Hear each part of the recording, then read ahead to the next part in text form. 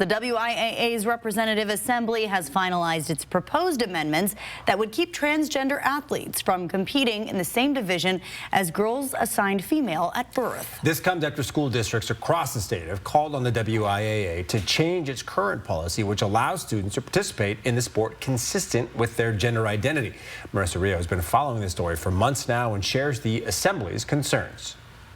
Not much has changed when it comes to the two proposed amendments that are in relation to this issue. But after today's discussions, we can now see where the WIAA's assembly representatives stand. Here are the finalized proposed amendments. This first one would make it so there are two categories of sports: boys and open division, where any student athlete could participate, and then the girls division, which would be limited to students whose biological sex is female.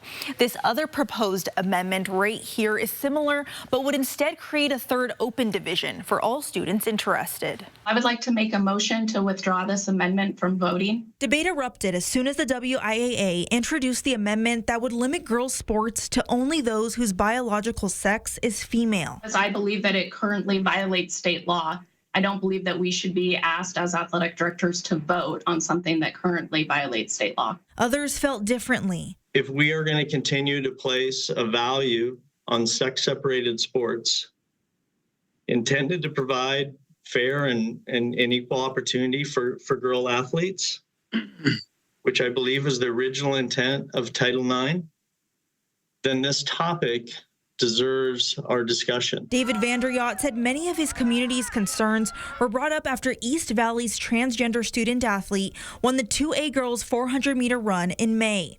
He acknowledged that this was a sensitive topic and said transgender student athletes need protections as well. We want our transgender athletes, students, to be accepted by their peer groups, to be welcomed into their peer groups. We have a responsibility to create those environments in our schools, and we must be committed to supporting those students. The motion to withdraw these amendments was instead changed to table these amendments until next year. That motion ultimately failed.